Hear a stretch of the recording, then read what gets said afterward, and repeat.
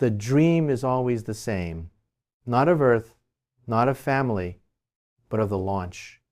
The gut-wrenching, soul-shaking violence of it. The feeling of a mountain being pressed down on your chest. The roar so immense it becomes a new kind of silence. Then the release.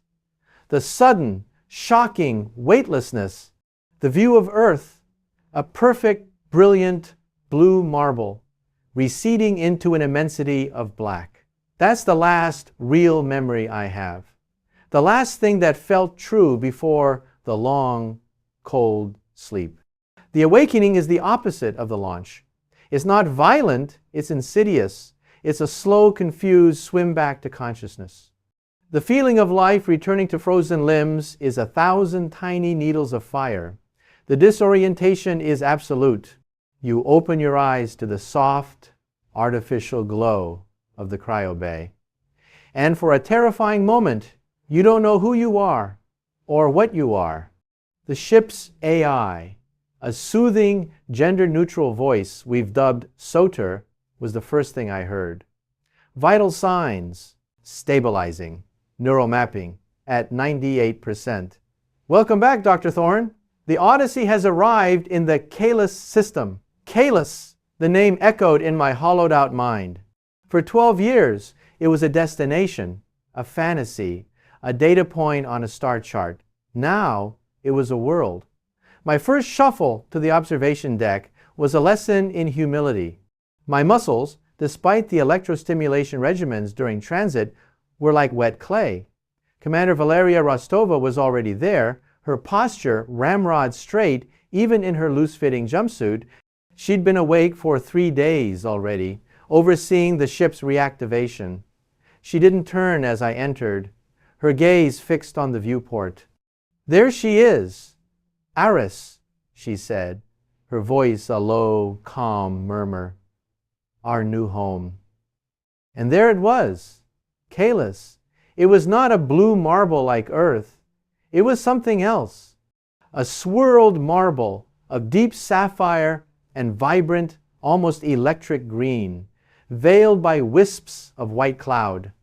The red dwarf star, Eos, glowed like a banked ember behind it, casting a dim, sanguine light that made the planet look both ancient and newborn.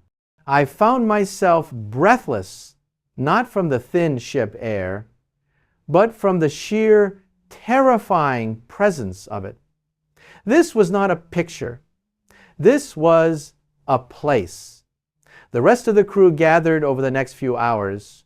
Lena Petrova, our geologist, immediately began muttering about tectonic plate signatures and mineralogical spectrography. Ben Carter, our chief engineer, was all business, running diagnostics on the Pioneer lander with a focused intensity. The twins, Kenji and Yumi Tanaka, our agro specialist and tech wizard, respectively, were a whirlwind of quiet efficiency, checking and rechecking the payload manifests. We were 12 souls, the vanguard of humanity. 12 strangers bound together by the most audacious dream our species had ever conceived. The next 72 hours were a blur of activity and anxiety. We were like students cramming for a final exam on a subject we'd studied for decades but never truly understood. The data streams from the long-range probes we'd sent centuries ago were our textbooks, but now we had the real thing right outside the window. "The atmosphere is denser than projected," Lena noted, frowning at her screen. "Nitrogen 78%, argon 11%, CO2 at 4.5%, trace oxygen at 0.8%. The pressure at sea level equivalent is about 1.2 Earth atmospheres. Good for structural integrity, bad for CO2 scrubbing. Our margins just got thinner." "The Pioneer is green across the board," Ben reported, his voice crackling over the comm from the lander bay. "Heat shield nominal thrusters at 102%. She's eager to stretch her legs." The choice of the landing site had been the subject of decades of debate on Earth.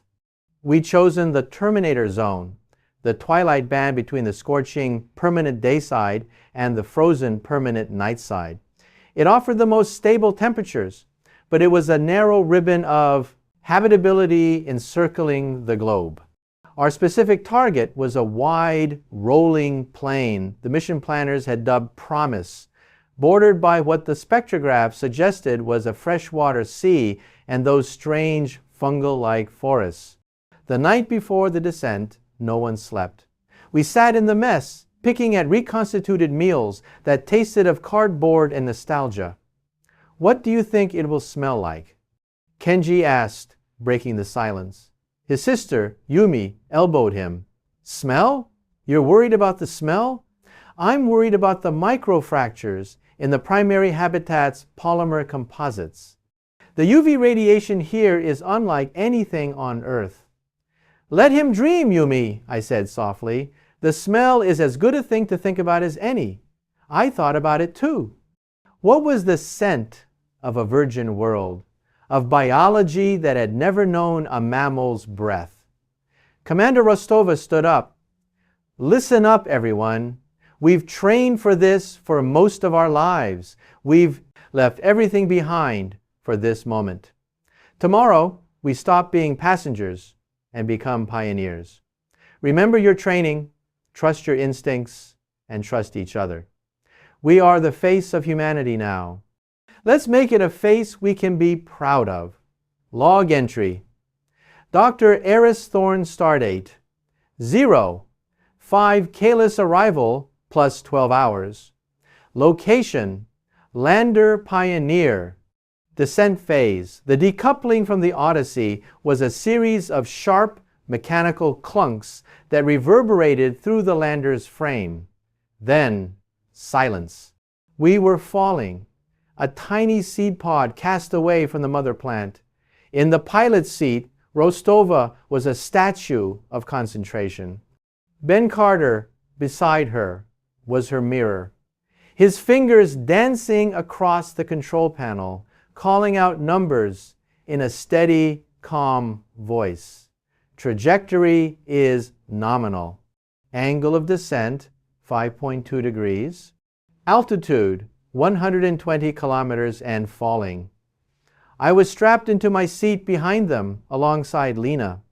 My job during descent was simple. Stay alive and monitor the external biosensors for any signs of organic particulates in the upper atmosphere. My screen was a chaotic mess of data, but nothing alive. Just the raw chemistry of a world: nitrogen, carbon, argon. Entering thermosphere in 3, 2, 1. The first shudder was gentle, a cat stretching in its sleep. Then it grew. A low rumble built into a deafening roar. The viewports, which had shown the serene black of space and the curve of Caelus, were suddenly filled with a hellish orange-pink glow. We were encased in fire.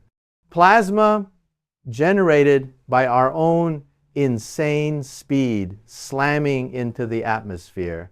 The Pioneer was shaking now, a tin can in a hurricane. The G-forces returned that giant's hand from the launch, pressing me down, making it hard to breathe, hard to think. Heat shield temperature at 2,800 Kelvin. Holding steady, Ben called out, his voice strained. Altitude 80 kilometers, velocity 7.2 kps. The roar was the universe. It was everything. I closed my eyes, not in fear, but to focus. I thought of the quiet of the lab back on Earth, of the Petri dishes, the gentle hum of incubators, a sanctuary of order. This was the opposite. This was chaos. "Peak heating passed," Rostova announced, her voice tight. "Stand by for parachute deployment." The sudden cessation of the roar was as shocking as the noise itself. For a moment, there was only the violent shaking. Then, a series of colossal thumps that felt like the sky itself had grabbed us. The deceleration was brutal, yanking us against our harnesses. The Pioneer steadied, swinging wildly like a pendulum. Main chutes deployed. Altitude 10 kilometers. We are subsonic. I dared to look out the viewport. We were descending through a layer of thick, violet-tinged clouds. Below, the landscape was taking shape, the great blue sea, the rusty reds and ochres of the plains, and the forests. The forests were a sight that no data stream could have prepared me for. They weren't green.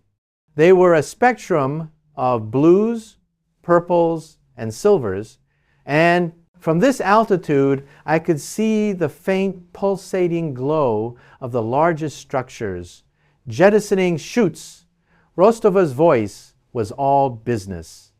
Igniting retros in 3, 2, 1. The roar returned, but this one was different.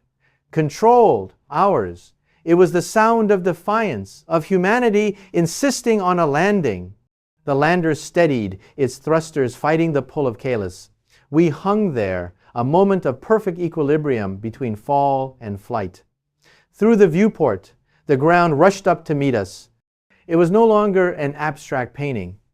It was a landscape of rocks, of strange low-lying shrubs with copper-colored leaves, of soil that looked dark and rich.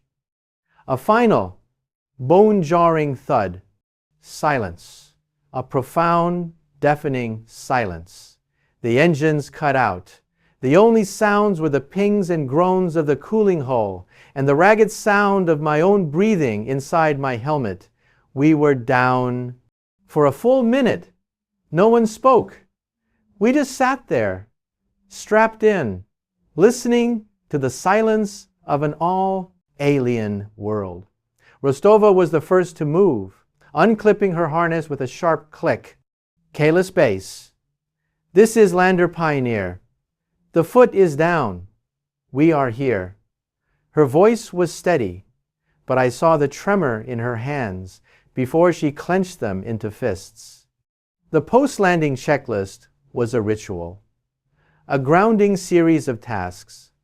Power systems stable, life support nominal, no hull breaches, external atmosphere reading, confirming. Nitrogen, CO2. Argon. Pressure 1.21, Earth. Temperature, a chilly 5 degrees Celsius.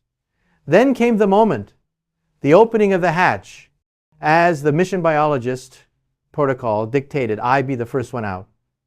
My suit was a fully sealed environment, a miniature world of Earth's air and pressure. I stood at the top of the ladder, looking down at the surface.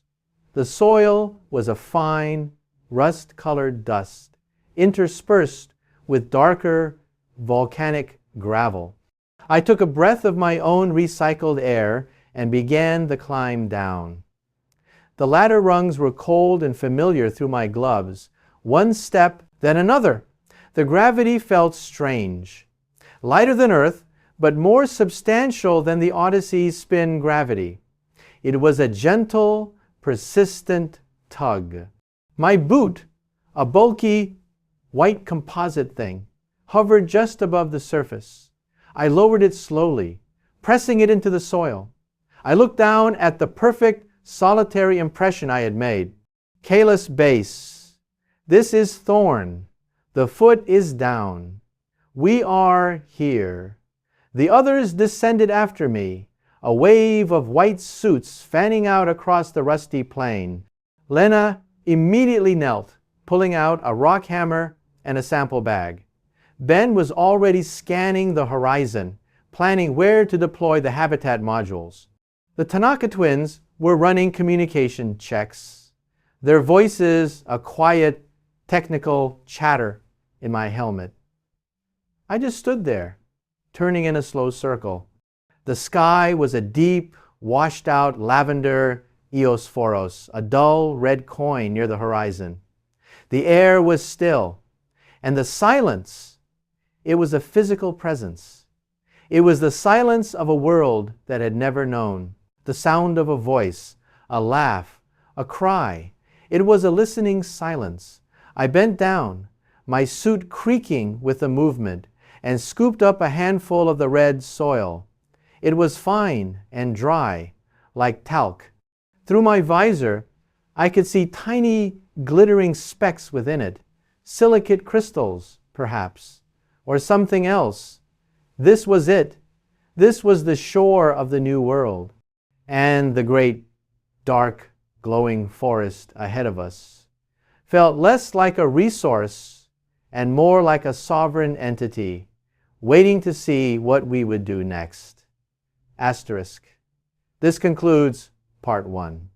The narrative would continue in this vein, expanding significantly on the following aspects to reach the 20,000 word count and beyond. Times part 2. Building promise. Detailed descriptions of deploying the modular habitats. The first power grid, likely a combination of solar and small-scale nuclear, and the water reclamation system. Introduction of more crew members and their interpersonal dynamics. The medic, the psychologist, the communications specialist, the first major crisis. Perhaps a dust storm that threatens the solar panels, or a malfunction in the CO2 scrubbers that forces a frantic repair. The psychological toll. The first bout of deep space psychosis in one of the crew. The crushing weight of the 24-year communication delay with Earth. Part 3. The silicate crisis, a deep dive into the discovery of the silicon-based microbiota. It wouldn't just jam an airlock, it would threaten the entire colony by metabolizing the plastics and composites of the habitats themselves, forcing Aris and the engineers to develop a counter-agent.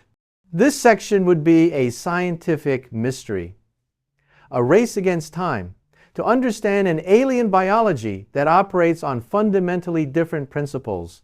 The forest's gifts and secrets, Aris and a team would venture into the fungal forests, discovering a complex, interconnected ecosystem. They would find the growth lichen, but also discover predatory, mobile flora and vast subterranean mycelial networks that seem to exhibit a form of primitive intelligence. A crew member might be injured or infected by a native life form, leading to a medical crisis that requires innovative solutions. Part 5.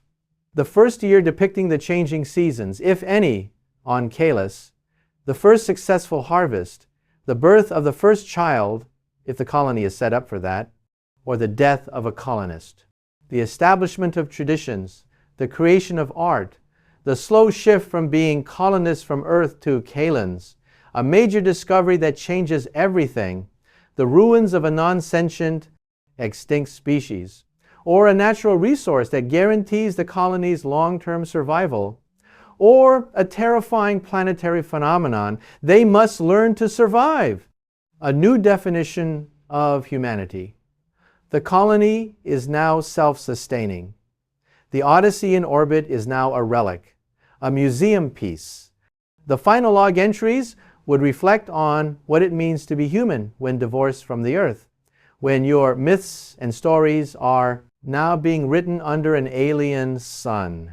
The narrative would end not with a conclusion, but with a new beginning, as the colonists looked not back towards Earth, but outward to the next frontier, their identity forever changed.